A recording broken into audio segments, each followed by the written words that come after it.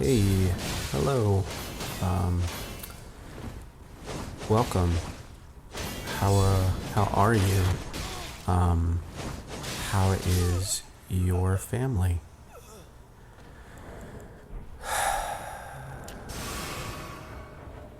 That's that's good to hear. Genuinely, that is kind of good to hear. Me? Um, People been saying the deflect here doesn't work in PvP. Uh, they've been saying that online, and it's been bumming me out. I think because it's false. It's super duper not true. That was well intentioned, by the way. This guy rushed me down at the start of the fight. You didn't see it. You're just gonna have to take my word for it. I'm a little cheeky throughout the rest of the fight, and you just have to take my word that it was kind of justified.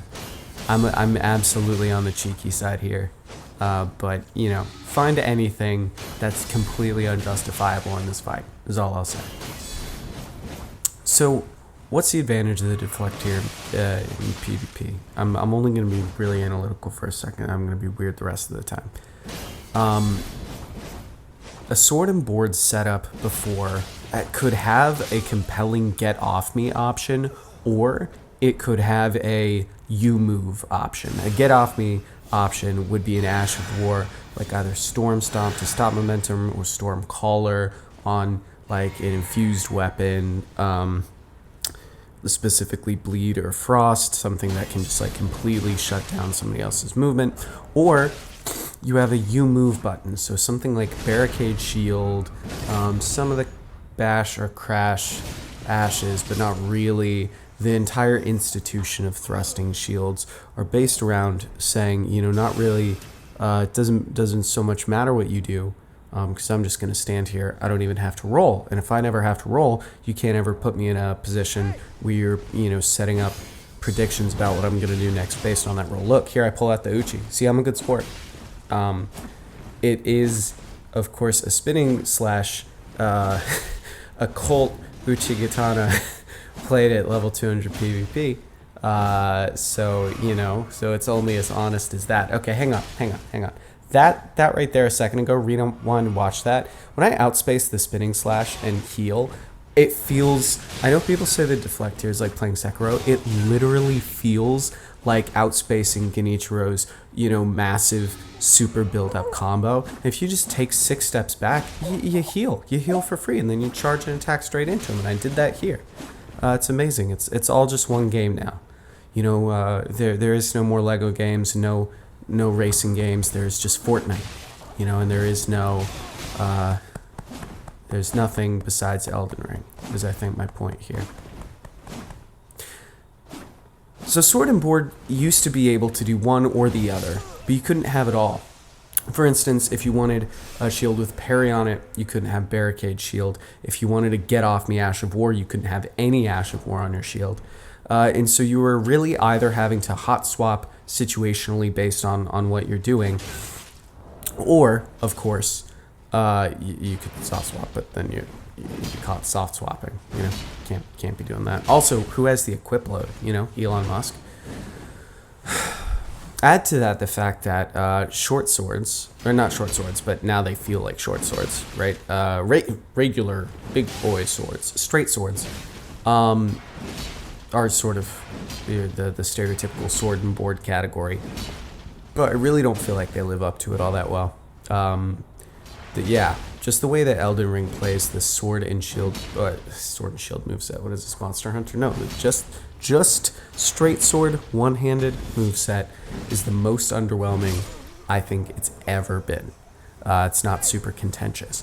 The light greatsword, in contrast, feels like the designers going back to the drawing board on what a sword should even be, and I feel like that weapon comes alive when that was on purpose. By the spinning gravity thrust was a meme, and see, he gestures politely. He says, "Hey, we're good. It's cool. There's no animosity there." away from that match. We're about to cut to a new match. This is a new match. This guy's cool. This is something I really like about Combat Ordeals, is that you can be as sweaty as you want. So this starts out a great sword fight that's like medium sweaty, especially if somebody is basically fine fundamentals. But this is kind of what I like about the build. I know I'm getting distracted by myself. You know that scene in Pulp Fiction where he's talking about how he wants somebody to break into his car so he can be justified and, you know, responding in turn with violence, and this idea that like you're out there looking for provocation, right? So that you can find something to be mad about. So I kind of feel like this build, maybe at level 207, I think build is in sarcastic air quotes, but this build is kind of like that. Most of the weapons are just occult effused weapons that already have bleed, and except for the Milady, of course, which I had to bleed infuse. And that's why its damage is just balanced and not super overwhelming. This build is, I think, that philosophy in a nutshell. Because I play it honest. Like, I don't have backhand blades on this build, I think, in any capacity. I have a couple Ansper Rapiers that come out, you know, in case of emergency, but this is mostly a Dex Arcane build. But if I'm playing honest and you're playing honest and we play just as good as each other, my build's a bleed build. And it's a bleed build that has pretty good damage on it. And so yeah, I'll probably win. And this upsets people. It specifically upsets people in Combat Ordeals. Ooh, we're gonna full circle back to the Milady thing in a second. But this specifically upsets people in Combat Ordeals because they gotta fight you over and over and over. And so people escalate in response to my build a lot. Like people get whatever weapon I start with by the end of a Combat Ordeal. It's a rare. I should have died there, by the way. If this guy knew how to use Shamshir, I'd be dead. I don't know how to use a Shamshir, but I don't know how to use it slightly less than him or more, whichever one is good.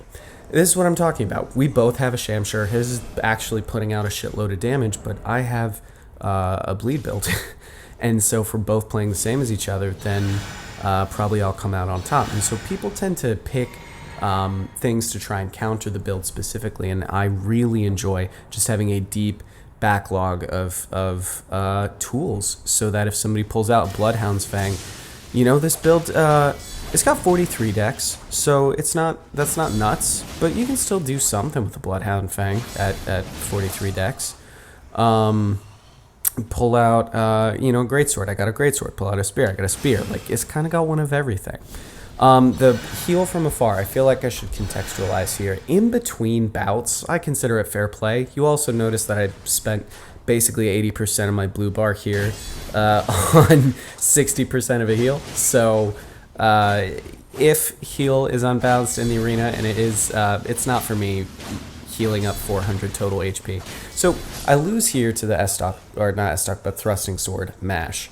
The fact IMO that Milady puts up any kind of fight against Thrusting Sword Mash using Sword and Board with the deflecting tier is, I think, pretty impressive. And to be honest, a lot of why I'm making this video is to say that on this specific build, now I'm not saying for every build it's perfect, Milady has a couple strengths that make it uniquely benefited to like a bleed build in terms of status build up and pressure. Hopefully I remember to circle back to what those are. But it's a really good, like, control build in that it can handle all sorts of different shit.